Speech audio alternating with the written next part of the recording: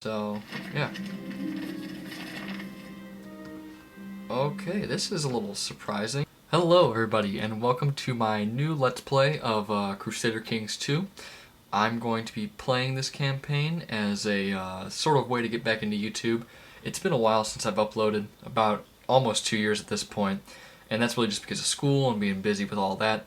But now that it's summer, I have a lot of time on my hands that I'm, free, and going to college is also going to make that a lot easier to upload as well because I'll have a more flexible schedule. So, without any more hesitation, let's get into it. I'm pretty excited to start back up. And yeah, so we're going to be starting off in the early Middle Ages. And we are going to be playing as it's kind of a very common thing to do to play Tribal Ireland Start at this time. And I'm not going to change anything up really, I'm just going to play as a Tribal Ireland character. I don't want to be too easy because Ireland is seen as kind of like the easiest place to play. So I'm going to be starting off in the county of Osraige. I'm pretty sure that's how you pronounce it, but obviously I am not from Ireland, so some of my pronunciations might be off. But I'm going to start off here so that I have a little bit of a harder time because he's going to have more troops than me. And that's why we're going to use the custom character here, is so that we will be able to make ourselves a little bit easier, or have ourselves an easier time than if we were to just hop right in right now with our this random guy up here. So we're going to hop into the ruler designer. I'm just going to make him look a bit more, I don't know, I'm just going to change it up a bit. Yeah, that's kind of, well, no, I like that better.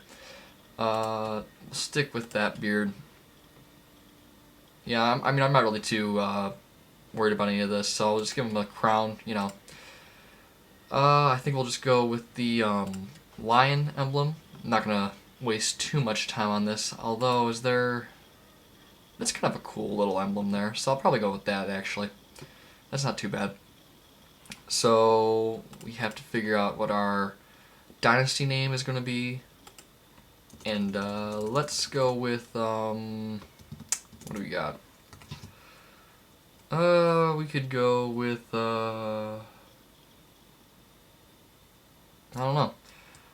Let's just go with, Axe. We can go with that because obviously Battle Axe Gamer, We'll go with the Axe Dynasty. We will be Irish, obviously. We're playing an Irish campaign. We are going to stay Catholic because otherwise, you're not going to have a fun time.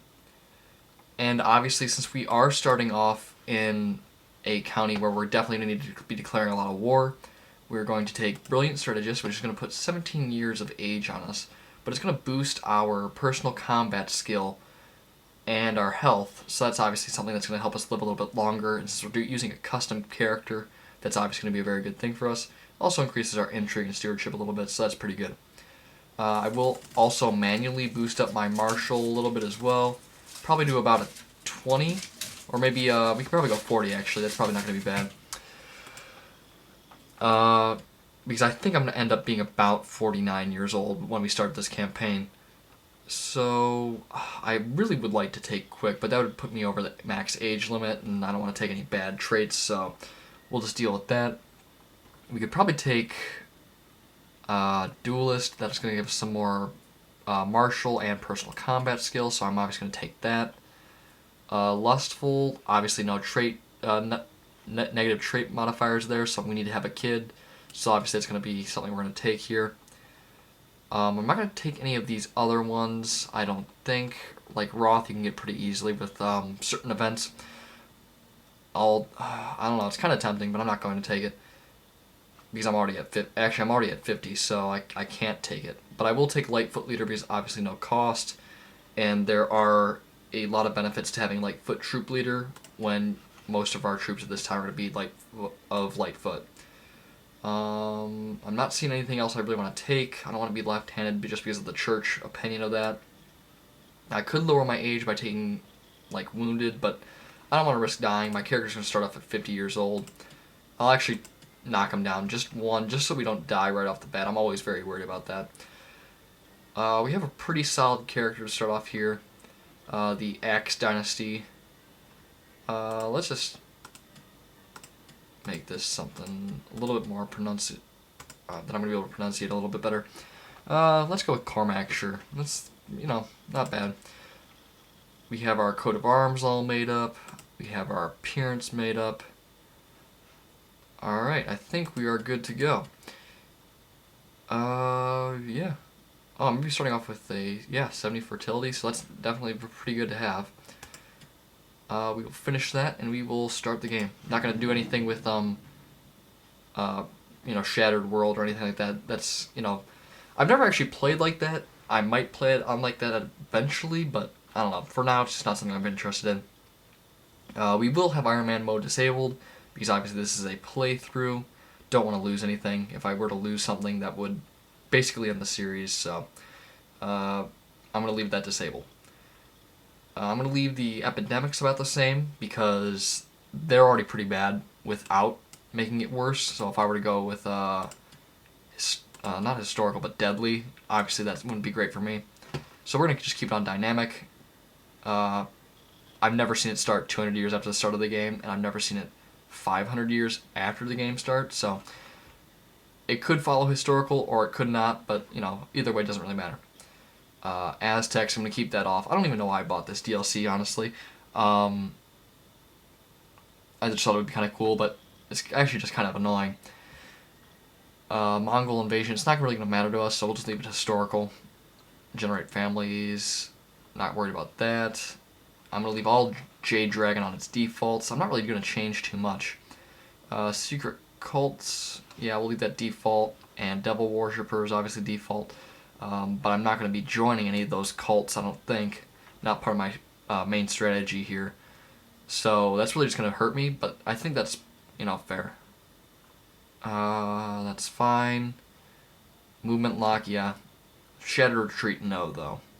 I'm not going to be having Shattered Retreat on because it's just annoying. It makes no sense that you can have someone cornered down in, like, Kent, and you have them cornered and they, run off somewhere. Actually, Kent's not a great example because you can escape a lot of places, but Cornwall.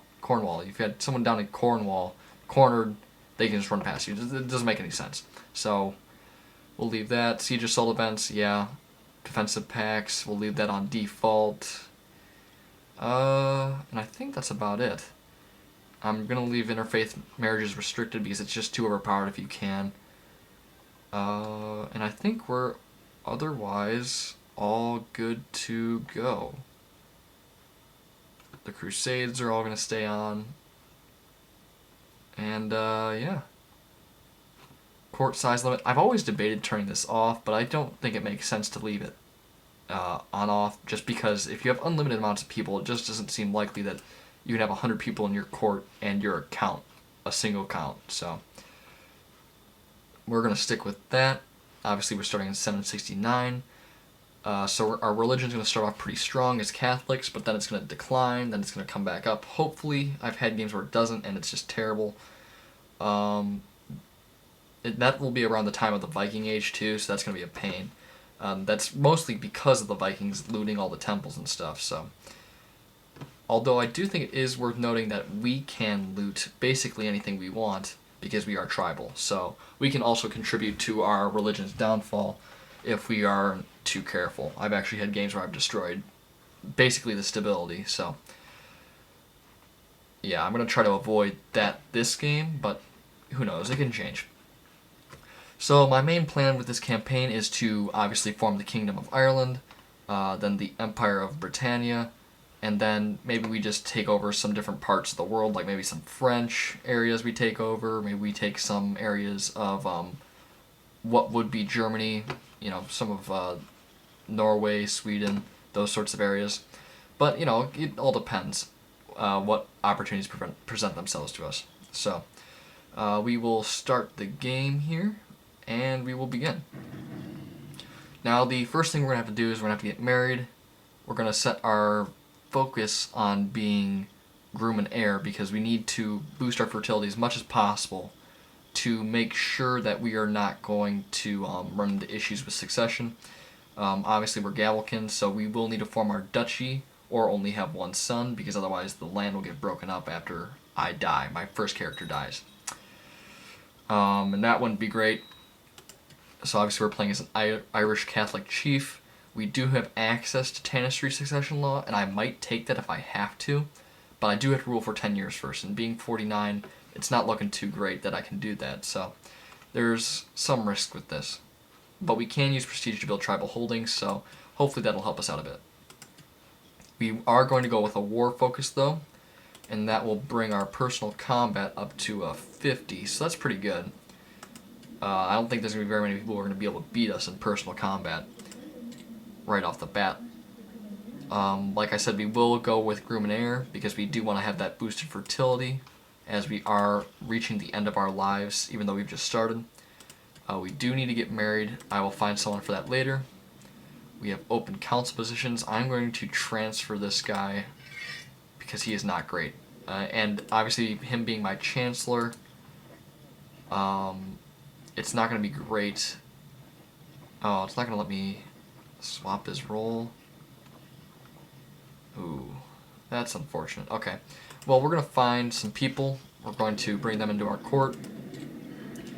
First off, we're going to find a wife who is my religion. Obviously, I don't want, that it creates a lot of problems. Well, obviously, interfaith marriages are also restricted too, so there's very few occasions where you're going to marry someone outside your religion.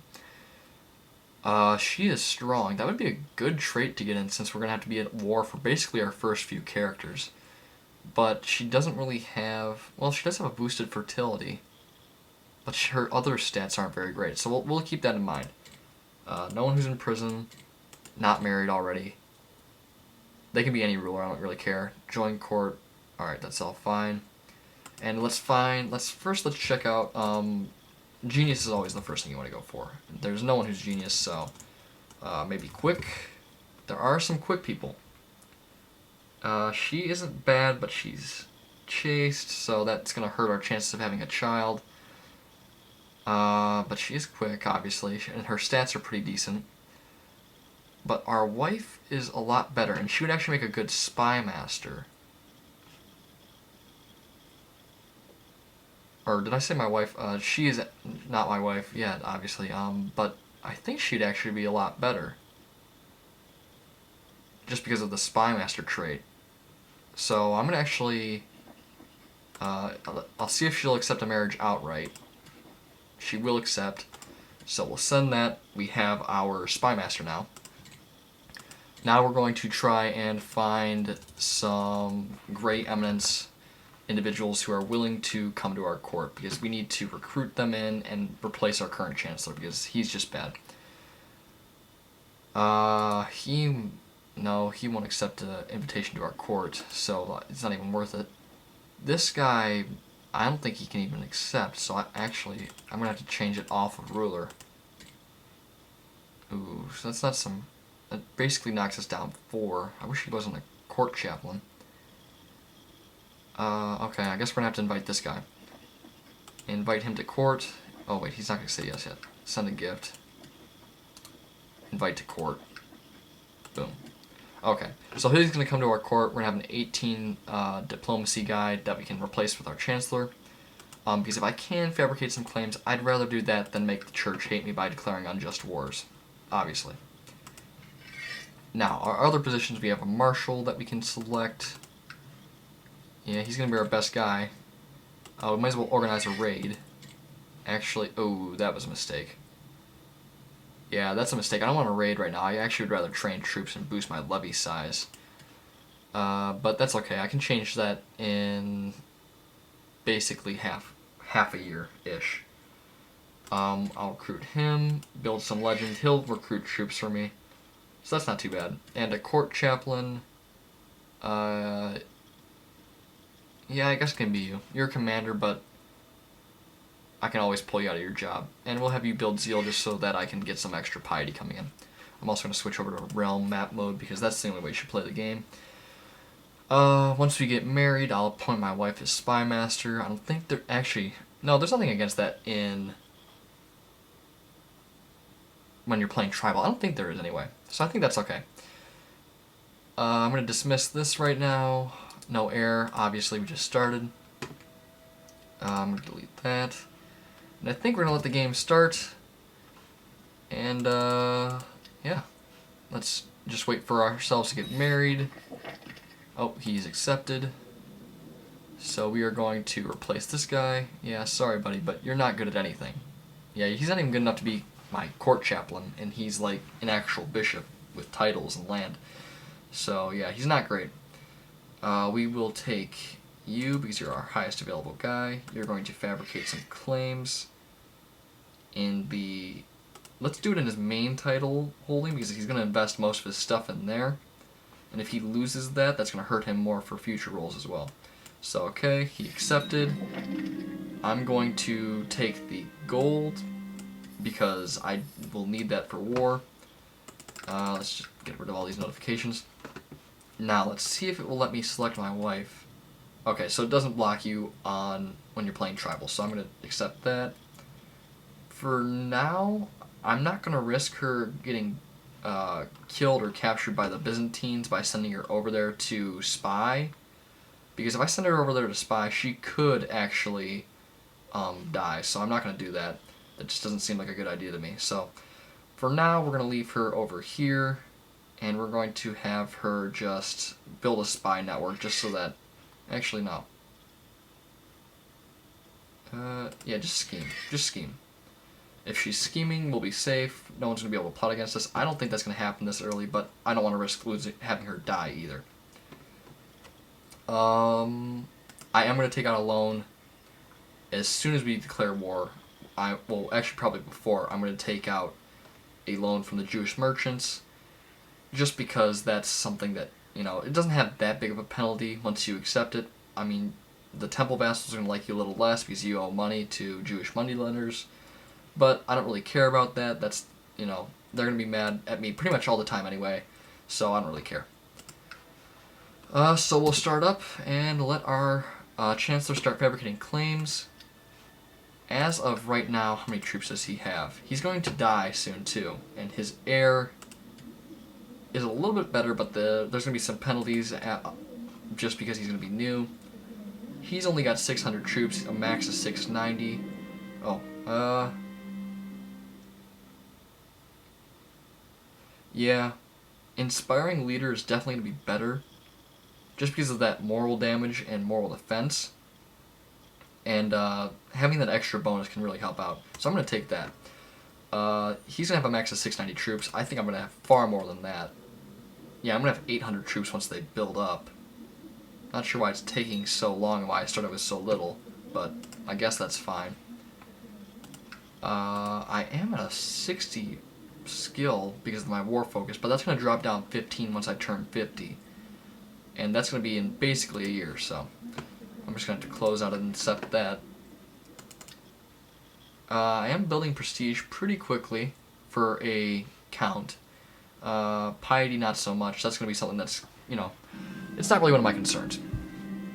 Obviously here I'm going to take just, or I'm going to try to get just because that's good and arbitrary is never good. Like, you get 1 intrigue for basically a negative of 3 positive stats, so it's not good. We're going to go with just. And I didn't get it. So I didn't get it, but that's okay. I'll deal with it. It's fine. Let's see. What is he doing here? Because he's probably going to try to increase his martial skill because he's probably concerned. Yeah, he's already got retinues somehow. I'm not really sure how. But he's got retinues and he's got vassals. I've got neither of those. So I'm also old now. So that's kind of good. You know, obviously it's always great. I don't have the cap space to hire anyone yet. I'm going to need at least 600, I think. So I'm going to have to deal with that.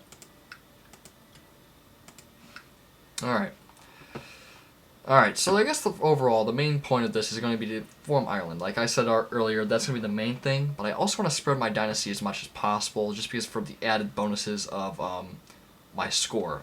You know, it's always been my thing to get big scores, so if I can marry my family into, like, France or something like that, I don't necessarily need to conquer everything, because family conquering is basically the same thing, you just don't own the land directly. Yeah, I'm not going to kick him out because they're going to be just as mad regardless of what happens. And I'd rather have him owe me a favor and basically like me a little bit more. He's going to like me. Yeah, he likes me by 14 now. And when your chancellor and your steward hate you, it's not always a great situation. So I am 50. Hopefully, I have a child soon, because obviously if I die, the campaign's over, and I'll have to restart. So that's not great. If you're watching this video, know that that didn't happen. So, yeah. Okay, this is a little surprising. Wow, I didn't actually know it could happen this soon. We have a Peasant Revolt for some reason.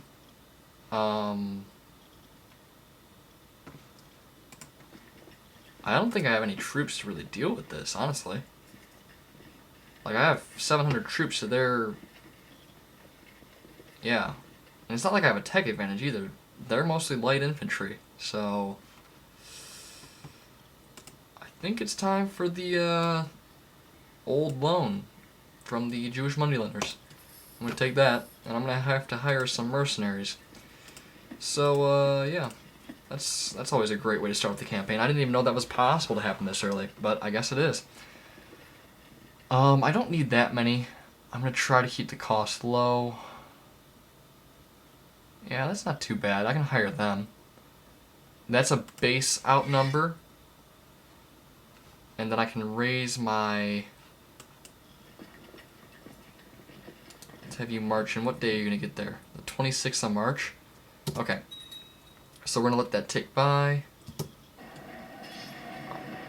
Okay, that's not great. I figured they'd regen morale a little bit quicker than that, but I guess not. But we'll just raise our levies, hopefully everything works out, and it will, because peasant revolts are super weak. Hopefully the mercenaries took the blunt of that. I just won the war, so I'm gonna drop them immediately. Hopefully I can tick up my money just enough that I won't have to worry about this being a problem when I want to declare war. But we did just lose a lot of our troops. We were all the way up to 700, and now we're all the way back down to 600. So I'm not too pleased that this event triggered for some reason in like less than the first year gameplay, but that's okay. We're gonna enforce our demands, and yeah. Do you have anything that I can? No. I'd rather not cost myself any piety though. Can I just like banish him? Why is that not an option?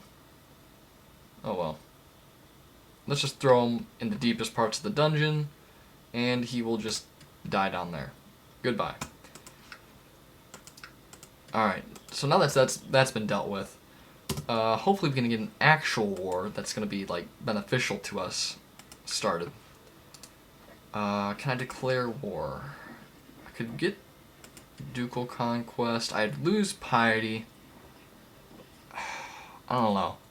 I don't want to get excommunicated by the Pope, so it's not really my whole goal to get that started. And I don't know why anyone would choose border disputes for later, but I can do this right now since I'm only a count. So I'll have to wait though, because I think he has more troops than me for sure now. Yeah, he's all the way up to 800, almost 900, and I'm not going to be able to reach that. So I'm really kind of screwed now. Unless I can change... Yeah, you're going to train some troops and increase... Because that's going to increase our levy size and our levy reinforcement rate. So hopefully we just get some more troops up in here. I can check out my military actually and just see if that... Because it should update. So I'll be able to have 900 troops now. So hopefully I'll be able to beat them. There's a man I need to arrest. Oh, arrest chance or plot power increase. Ooh, if I want to plot, that's probably better. And it's going to last for a long time, relatively, so... I'm not going to need to arrest anyone very often, so we're just going to go with plot power increase. Because actually, if I check this out now that we have that bonus...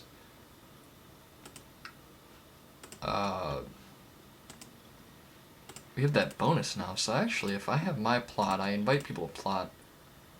No one wants to accept it, though. But if anyone starts to dislike him, they can join in.